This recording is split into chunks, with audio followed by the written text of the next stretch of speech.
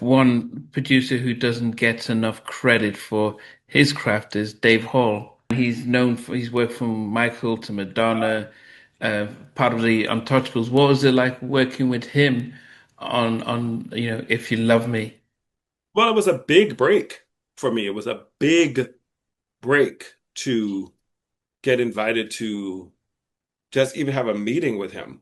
By the time I was asked to meet with him by a woman named Cheryl Butler, who worked at Untouchables, who heard some of my music. I went to an ASCAP meeting. I met this woman named Kim Bostic, I think was her name, who worked for Warner Brothers.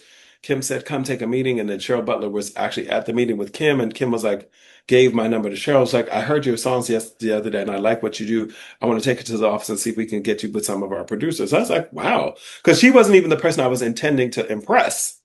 You know what I Hmm. mean? But it kind of ended up getting to her radar. And then she played them for Dave, and Dave was like, Dave heard your songs. And, by this time, I didn't have any songs written for anybody. Oh, so that was your first? Yeah, these were just demos I did of like, just songs with more up and coming songwriters. You know what I mean? Hmm. But then she presented some of his stuff, some of my stuff to him, and he said, okay, Dave wants to meet with you. So I was like, oh my God, Dave wants to meet with me. And so, yes. And then he put me really on the spot. He's like, well, come back tomorrow and I'm gonna have a singer here and we can write with that singer. So I'm like, okay. So it was like being put on the spot in many levels because it's like I didn't know who the singer was. And I didn't really, at that point before that, know how to write with another lyricist.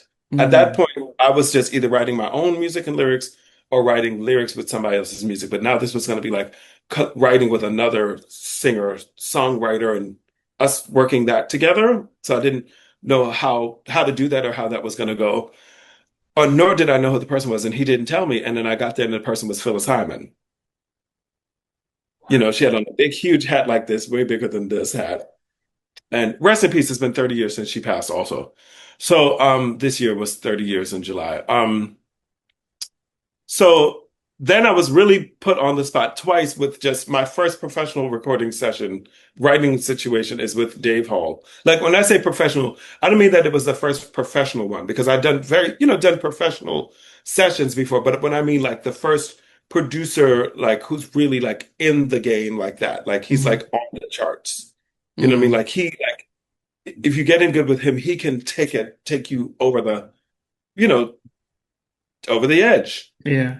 So then it was not only just with him, it was with him and then with this legend Phyllis Hyman. So it's like the stakes were like on.